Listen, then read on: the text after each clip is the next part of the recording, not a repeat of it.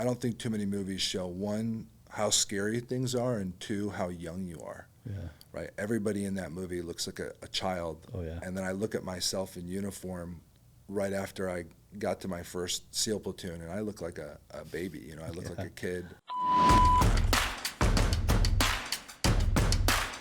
Hey, Max, and everybody joining us here. It's another episode here of the Sharp Performance Podcast, as we're calling it right now. I really just want to take some time to get to know you and spend some time with you, Max. It's been a while since I've seen you. Right. Been on the road for a little while, and it's always good to spend time with my buddy. We have Max Bush here, head of customer engagement, prior Navy SEAL. Going to share with us so much about that journey and what kind of brings you here today and your mission with Sharp and how all that kind of came about. I'm really excited to learn a little bit more about you today, brother. How you doing, man? Good, man. Doing good. First time on a podcast and talking like this. So it's, you know, little nerve-wracking, but I'm excited to be here because throughout this process of building the company and interacting with the people who we help, they want to be able to see themselves in you, right? They want to know how you went from where you were to where you're at. So if I can shed light on what's possible in terms of getting better, whatever that means, and my path to doing it, and if that ends up helping somebody hearing kind of my story, then mission success with this whole thing. So yeah, I love that. Sometimes it feels like in these conversations we get caught up on things like special operations and operator and Navy SEAL, but I feel like it's just so important sometimes just to have the human factor, really hear a little bit behind that and see where those are parts of our life, but they wouldn't our whole life. Kind of speaking about your life, and I'm kind of curious to hear about it. Like, can you tell me a little bit about like where Max Bush started on this journey, like where you grew up? yeah, I grew up in a little farming town in northern Illinois. Kind of your stereotypical Midwest upbringing, right?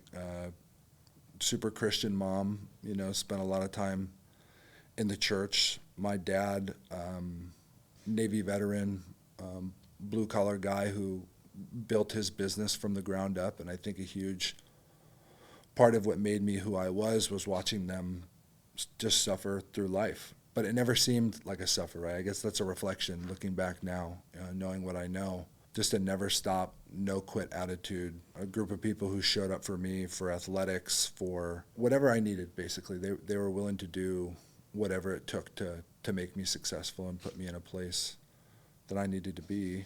And yeah, I was an athlete, played every sport, and you know, early heavy influence on physical fitness.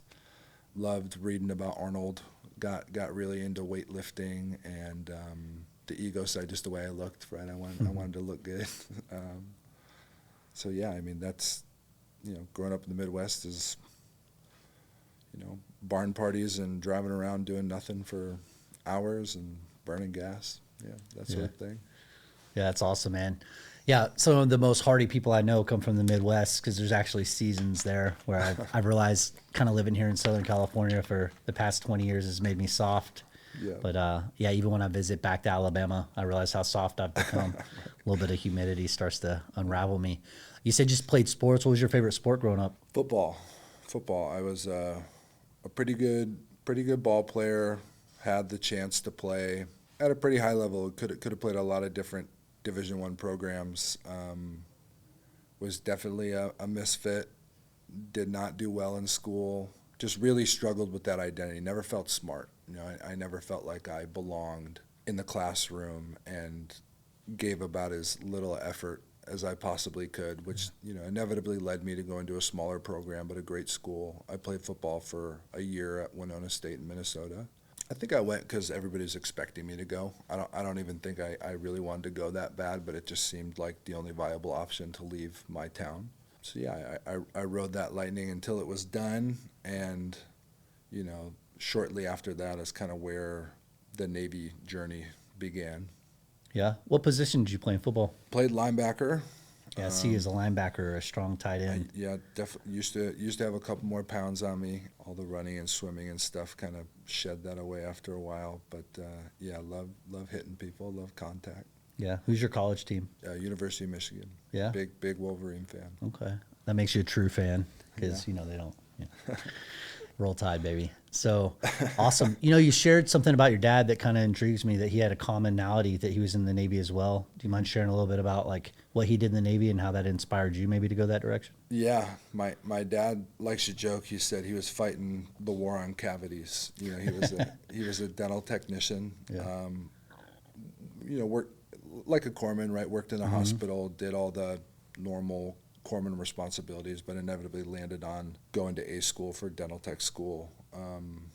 He was a reserve until I was 4 or 5, I think, which I don't really remember. I don't remember him like going and doing his monthly thing. But my grandpa was a Navy guy. My grandfather, my dad's dad, was a World War II guy, fought in the Battle of the Bulge, Wow. was there since the beginning.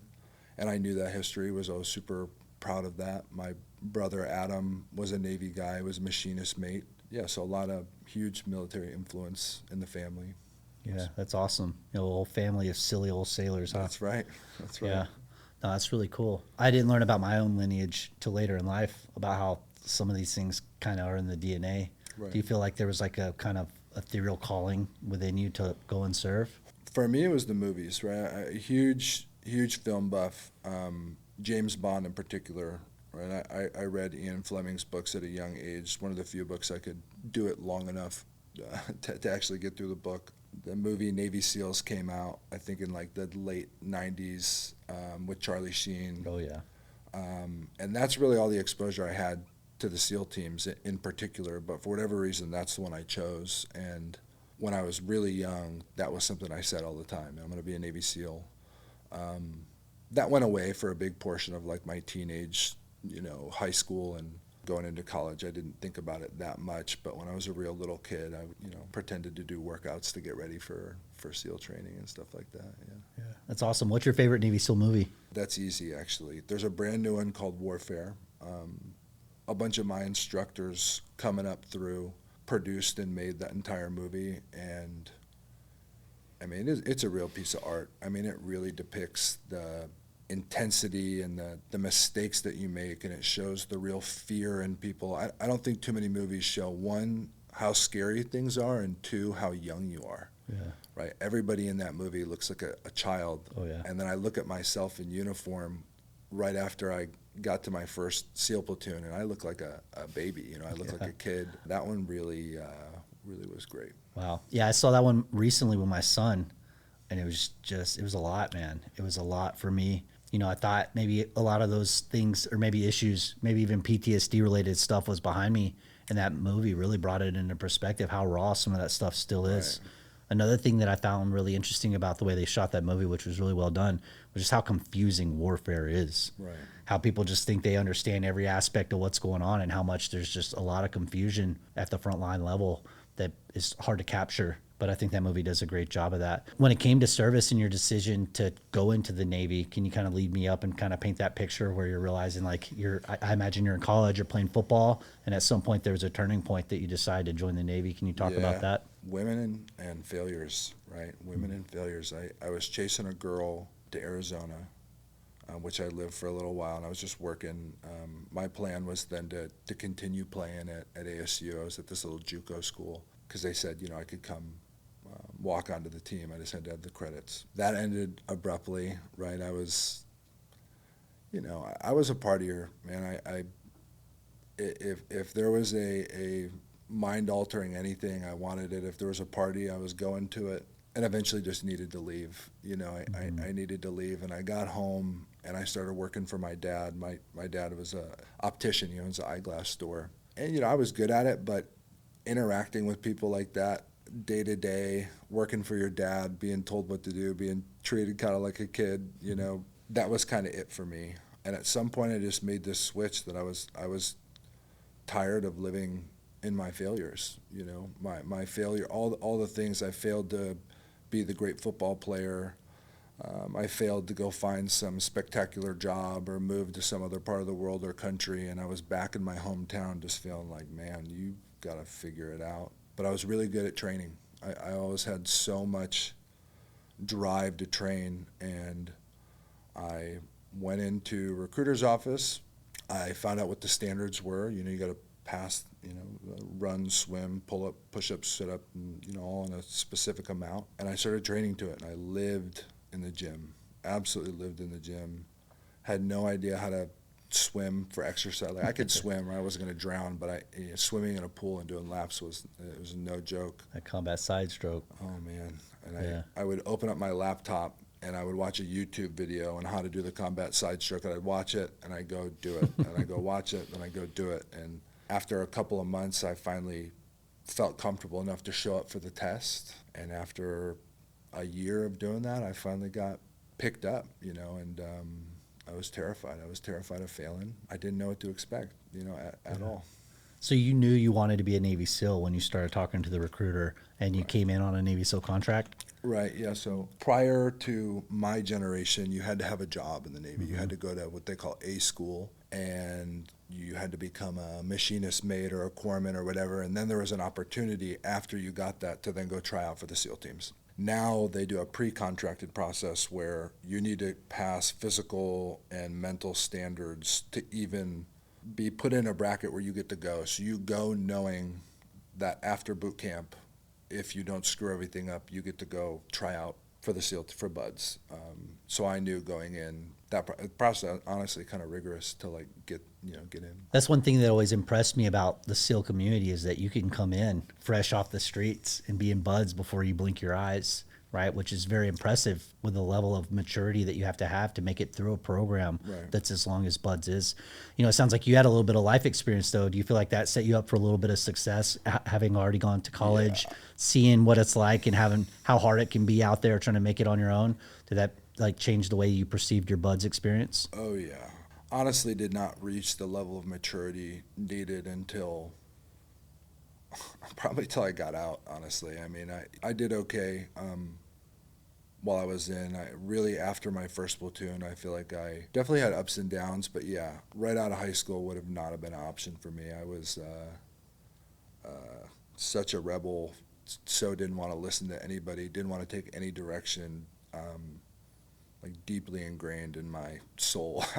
I would have failed awful. So yeah, I think it did.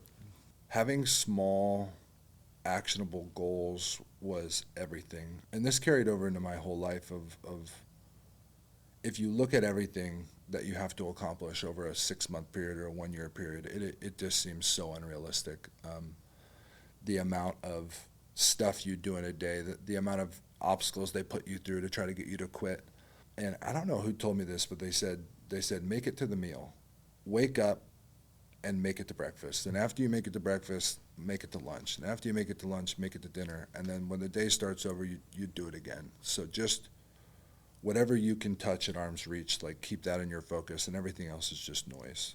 And I think that's probably why, you know, and honestly, this like deep need to not let my family down, right? I had like feel like I had let them down in every other aspect of my life leading up to that point. I could never accomplish the things that I wanted to do, and I was not going to let this be another one of those things. So that was important.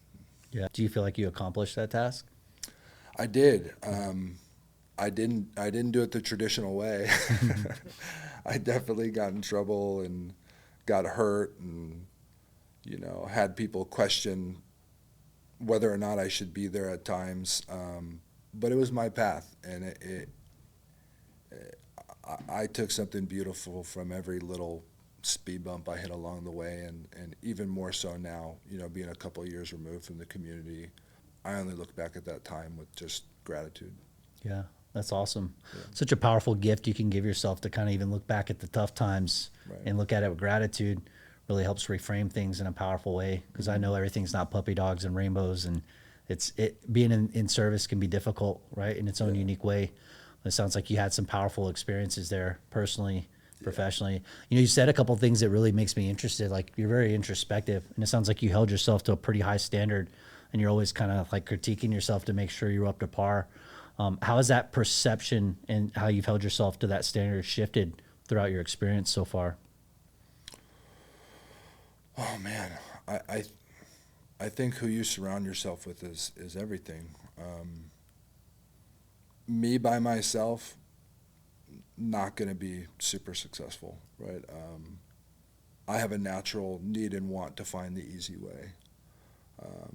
I'm gonna cut corners when I have to. I'm gonna cheat if it's necessary. You know, whatever I had to do to make it through. And when you surround yourself by outstanding people, you rise up to whatever level they've put themselves at. And the SEAL community is full of the most outstanding individuals I've ever met. I mean, literally the smartest, best problem solving, best looking, strongest, most fit people. And I grew up in a little town, and I was kind of that guy, right? I was like the jock and the fastest, the strongest, and then suddenly you get thrown in the arena with like the best of the best from every corner of the U.S. And same thing with this company and in life is, you're only going to be as good as the people you surround yourself by. And you, Andrew, Ben, all of these people who are making up the DNA of this company are making me show up for myself and for the company, a little bit better every day. So it sounds like the inner team dynamic and kind of like what you said, you're the sum of the 5 people kind of you hang out with the most, that it really pushed you at the SEAL level to be your best. Right. And really prove, it seems like it's allowed you to prove to yourself that you were capable of being the best. Right. So did that start to kind of disintegrate that failure framework that you came into the Navy with outside of after college and kind of working with your dad? I don't know. I think almost it was just totally fear-based. I was so scared of letting everybody down that I just wasn't gonna do it. And I was gonna hide that with humor. I was always the class clown in every environment. Always the guy, kind of seeking and needing attention from my peers through humor and trying to make things light. At some point, I had to switch my mindset out of accomplishing things out of fear into just a real success structure by focusing on something that I wanted, then finding a mentor who had already accomplished that thing. I think that's something that our CEO, Ben, is one of the best I've ever seen at. He surrounds himself by these highly successful people who have gone through the failure points and then takes bits and pieces from each person. And I think for any person, going from a fear of failure to just whatever, that formula for success, finding people who know things you don't, is super important. That's awesome. I want to, if I can, kind of segue and transition to you moving from that small team dynamic, being surrounded with all these people you look up to, and you work hard to be in that high selection group of Navy SEALs, to kind of transitioning from the military back out to this scary world. Right. And what that transition looked like for you and how you were able to maybe find some purpose or any speed bumps you hit along the way there in that transition. Yeah. The transition for me was dark, right? And it's how I'm here with this company, right? It's how I have the thought processes that I have today. I think there's this misconception that you need to have seen like huge volumes of combat and be in these kill or be killed environments for prolonged periods of time to have a negative effect on the mind and body. And just like most people in the communities that we work with, there's a huge stigma attached to that it's not okay to not be okay. You're a Navy SEAL. You proved you're one of the toughest guys on the planet, and like, what are you doing having panic attacks, and why do you have depression? And everybody around you, the system is built to tell you, well, it's PTSD. You've seen combat. It's like, I went to Iraq and did that thing, but there wasn't a bunch of individual experiences that I thought were the reason why I was feeling the way I was feeling. I truly didn't know.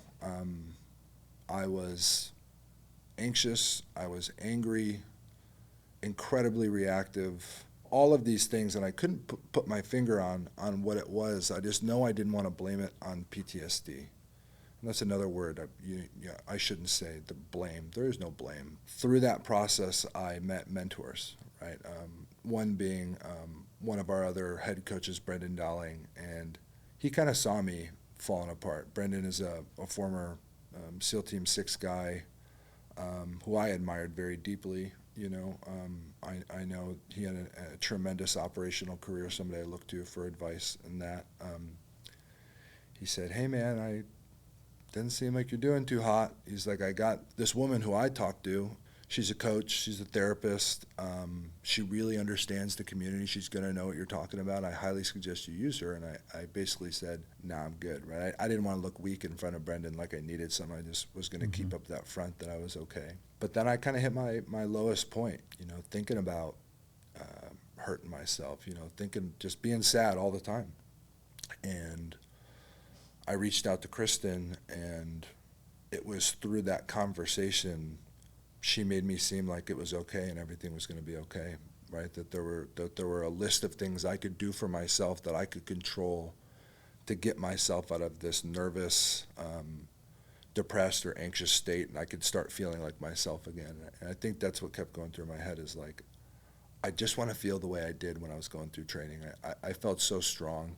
Anything was accomplishable, and I'm at this point of my life where I leave the tribe I was a part of, and everything just feels like this gigantic task. Getting out of bed felt big,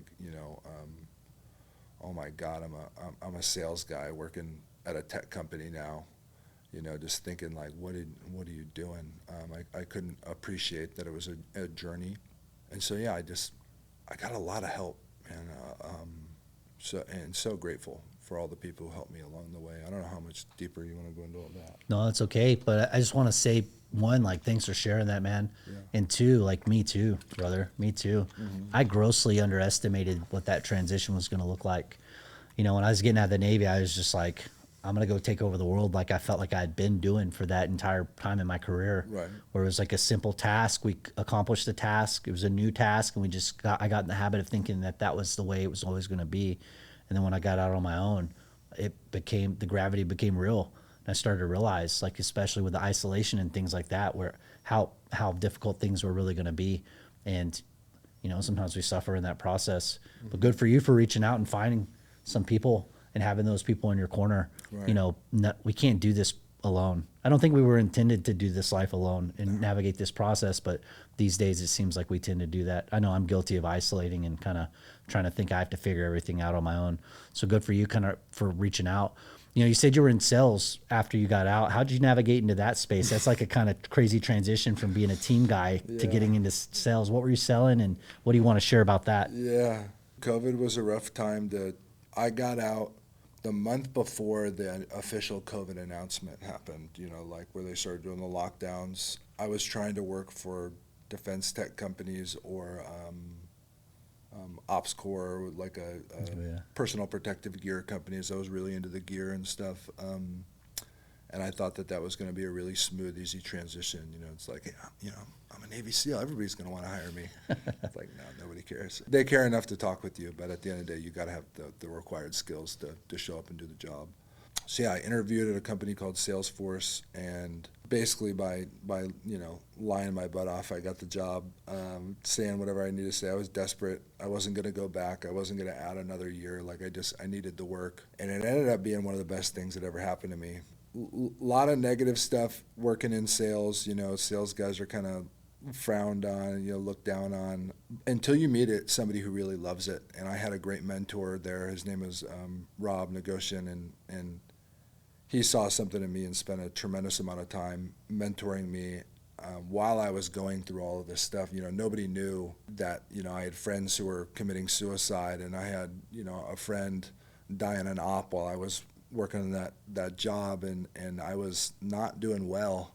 One, it gave me the skill to help this company, which is probably the most important thing I learned, is like running a sales process.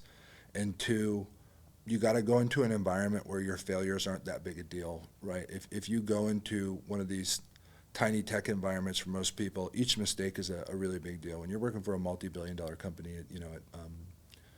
you can make mistakes, and they allowed me to make mistakes. So yeah, good memories there too. Yeah, that's awesome. That kind of reminds me of a saying that I read in that book, Rich Dad, Poor Dad. Have you heard of that book? Yeah.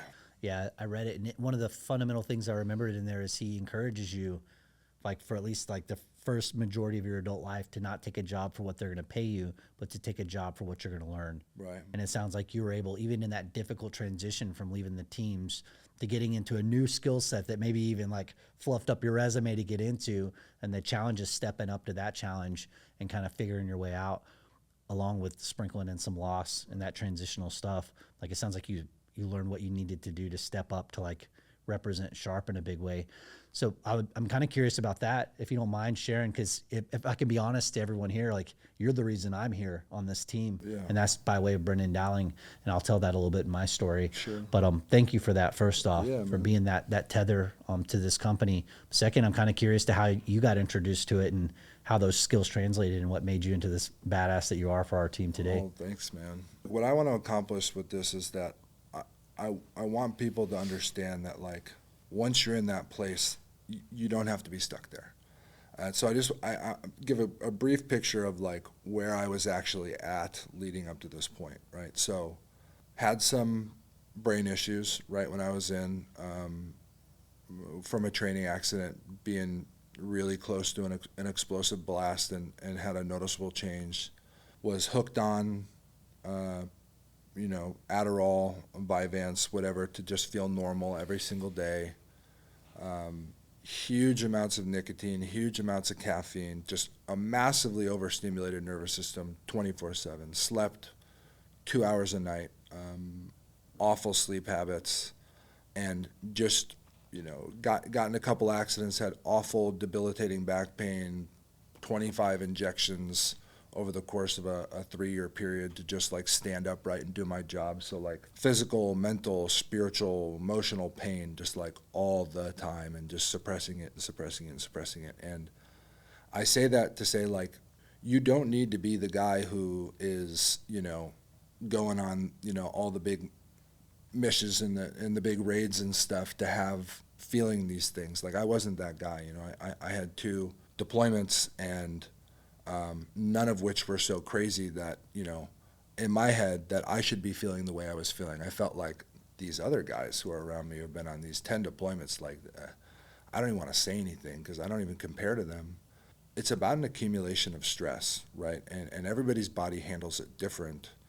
And when you pile on life stress with work stress and pain, and that accumulation over a long period of time really starts to have a deep neurological, physiological, psychological effect on your body. And I was not dealing with it very well, right? Really falling apart. And it was because I got connected to these coaching networks, and it's because I read Dr. Chris Free's book, Operator Syndrome, and I could see myself in those pages and go, okay, I'm not totally ruined. I just need to change some aspects of my life. That I was able to have the courage and strength to really just start helping myself, and a group of people who wouldn't take no for an answer. Like the SEAL Future Foundation showed up for me over and over again. They sent me to get to an endocrinologist to get on TRT and to look at my brain, stellate ganglion blocks, to help with my nervous system reset. I got sent on a meditation retreat that changed my life. Going to Joe Dispenza, the retreat, was one of the most important things in this journey that happened to me. It gave me the mental space to know that there's so much more. Yeah, he's so good. Right. So, yeah, I just want to paint that picture real quick so people understand it's not just like you do a thing and then you start a company. There are 10,000 things that are going wrong and falling apart that led me to getting involved with a non-for-profit that was giving psychotherapy to SEALs and their spouses.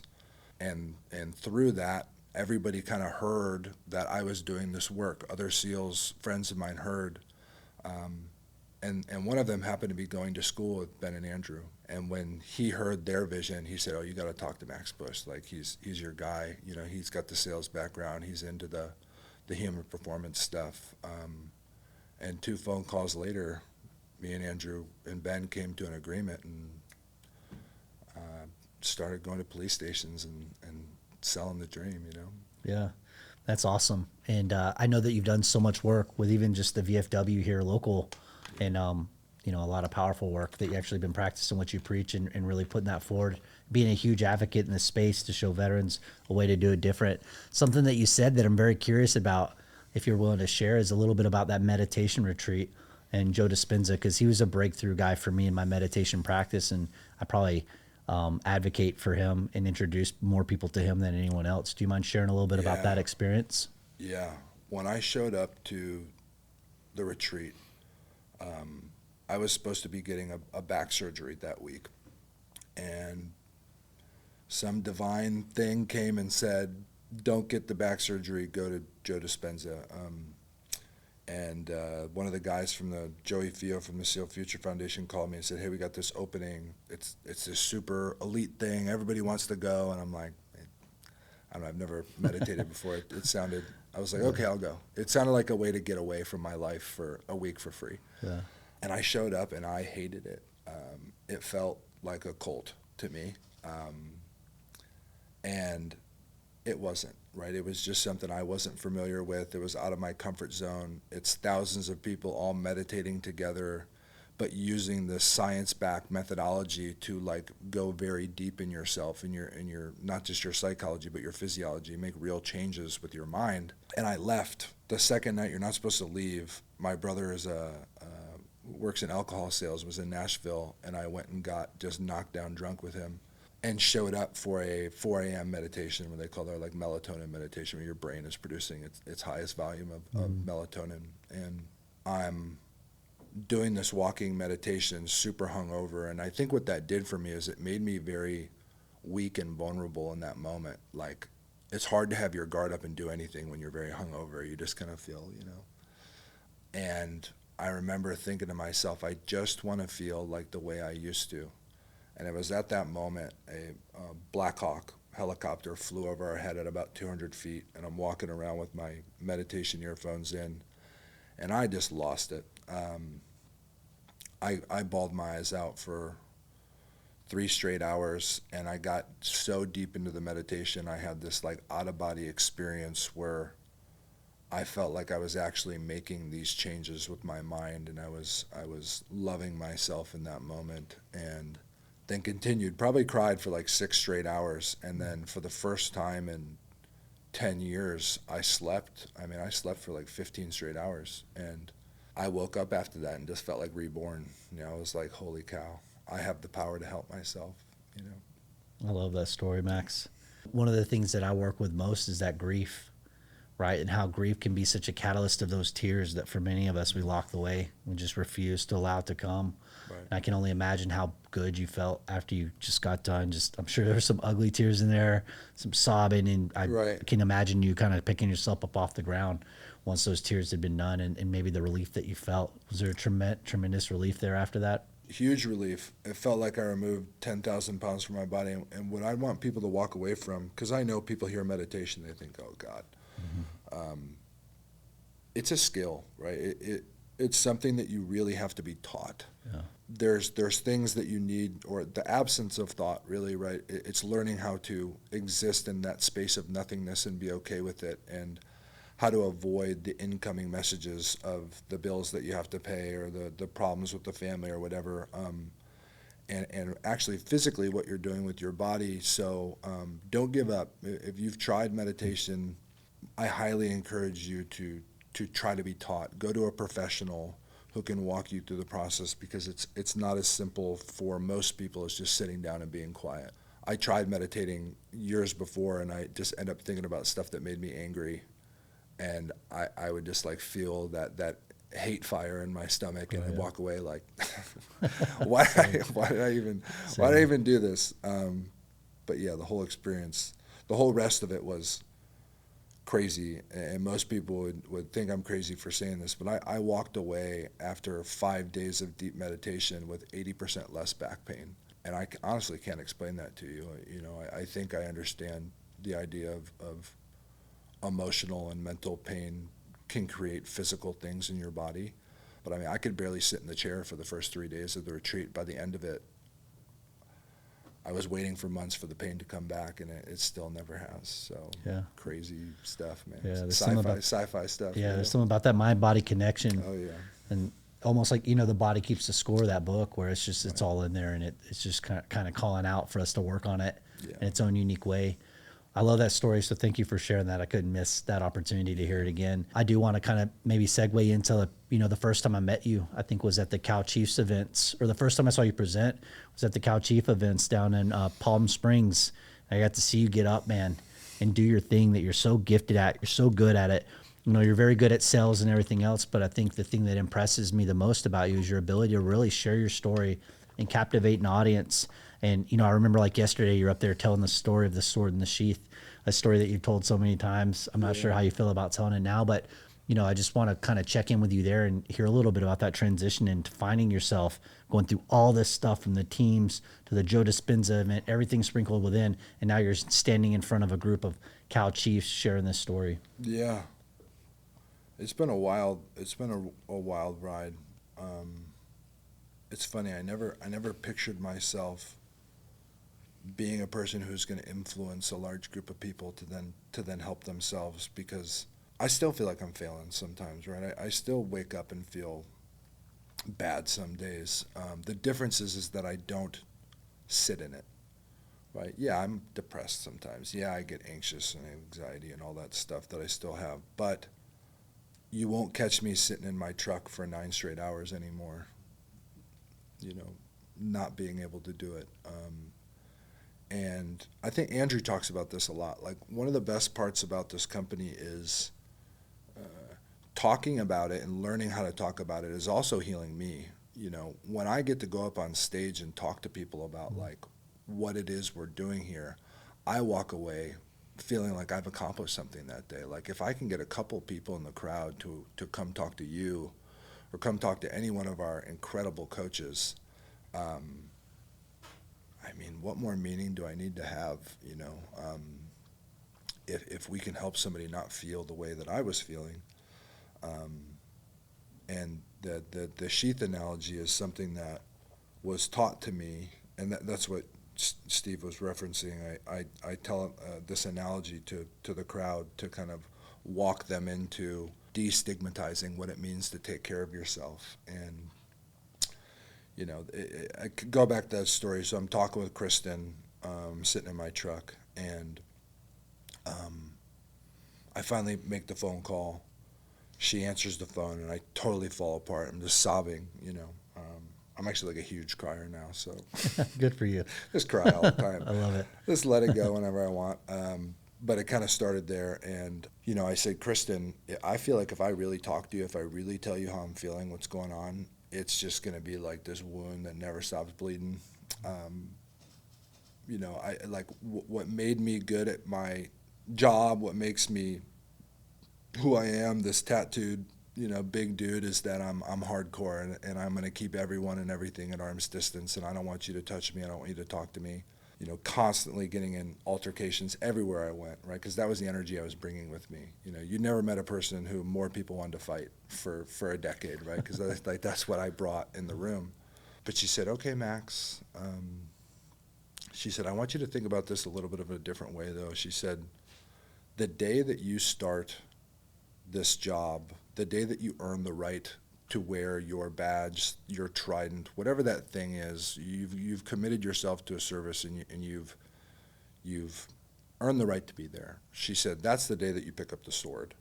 The sword is a metaphor for all of these assets that you have at your disposal. It's serving a higher purpose to community. It's the badge, it's the gun, it's the fire truck, it's all the homies around you, it's your team and the night vision, all of these things, and now you have this tool, right? And on you go in your career, and you start solving all your problems, and you're swinging that sword at every hard thing that gets in your way, and pretty soon that sword is more than just a tool. It's an embodiment of who you are, right? It's your entire personality that you're carrying with you everywhere you go. And you bring it home with you, and you start swinging it at your wife when she asks you to take out the trash. You swing it at your kids when they just want another couple of seconds of your time, and you don't know how to tell them that you're mentally not there in that space. And what you've done is, if you've swung that sword at every hard thing in your life, every single obstacle, and pretty soon you got this dull-ass blade that you can't accomplish anything with. And you're tired as hell, and your arms are so sore and tired that you can barely pick them up. And, you know, then comes that moment in your career where you're going to be asked to pull that thing hard and fast. And you will be judged in that moment and in that moment alone, especially in law enforcement, on camera. Any mistake you made, it's going to be taken to the absolute, you know, highest degree. Yeah. They don't care about the last 10 calls. They don't care about the financial issues or the struggles with your family or your wife. All they see in that moment is that cop, that operator, that firefighter making that mistake. So what Sharp is doing, what she was doing for me, is we are teaching people how to build a sheath.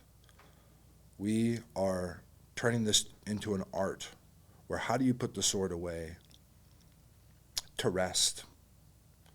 How do you keep the blade sharp, and what tools do you need to keep the edge? Because if you just carry it all the time, you're going to get so jaded. You know, you're just going to get so jaded about yourself and about your life doing this job. You have to learn to embellish these moments of putting it down and telling yourself, good job.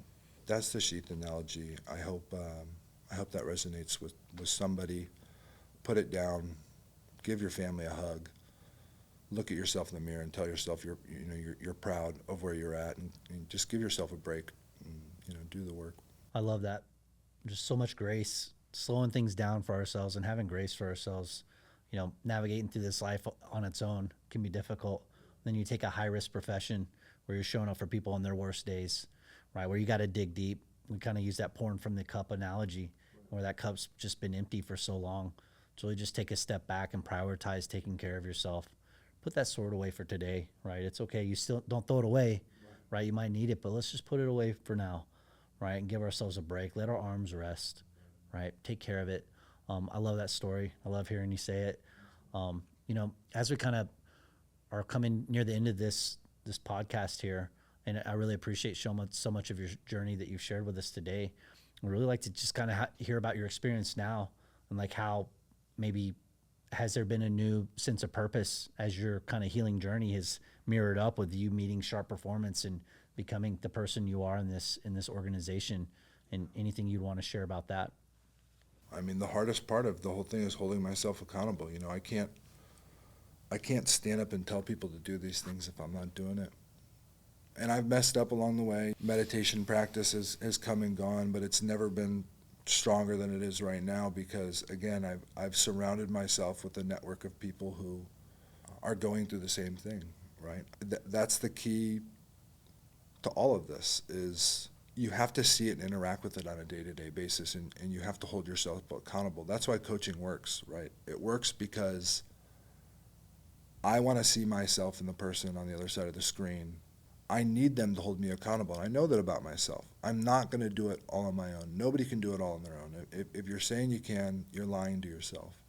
Life is hard. These jobs are incredibly hard, and they take a toll. And you're not more tough, and you're not better because you're doing it by yourself, right?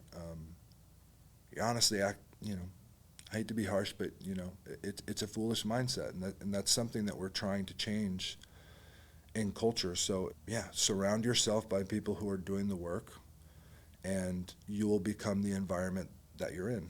It is a complex process, but the tasks within that are very simple. Look at the people who are doing well and ask them what they're doing.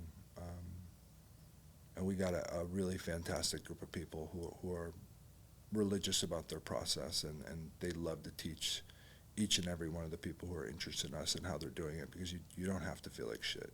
You can feel good.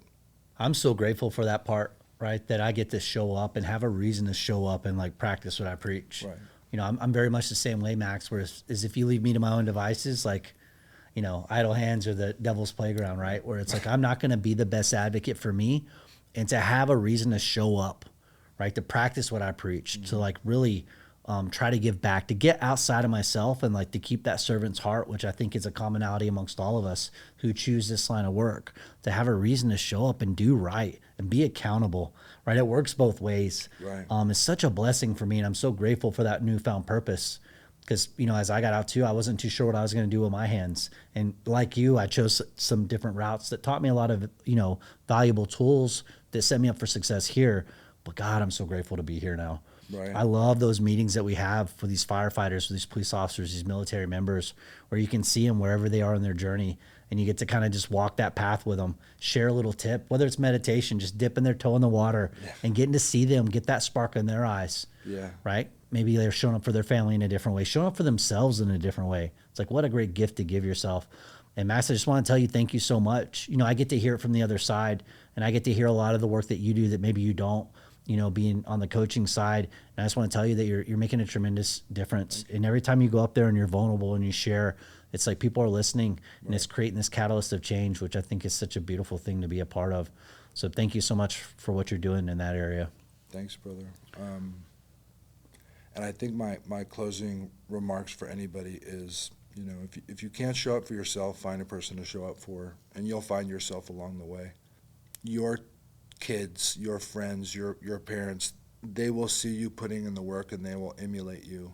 You know, the most rewarding for me in this entire process was showing up for my son, right? I showed up for my son, and eventually that allowed me to show up for myself, Yeah. right? I saw him at a very young age adapting some of my negative habits, my loss of temper, and I was able to go, man, if there's one thing I want to leave on this earth, it's another human being who's good. And all I have to do is show up for myself. All I have to do is do the work and allow him to see that, right? He sees me meditating. He sees me taking time. He sees me doing that breath work. So if I could leave this group of people with anything, is if you can't do it for yourself, do it for somebody else, and you'll find where you are at some point. Love it, man. Love you, bro. Love you too, Max man. Bush, so much, so grateful to spend this time with you, man, to hear a little bit more of your story. Hopefully it reaches the ears that need to hear it right now. And I just thank you for everything you do. Thank you for everyone that took the time to listen to this podcast. We really are blessed to be here. So thanks so much. Sharp performance. Yep.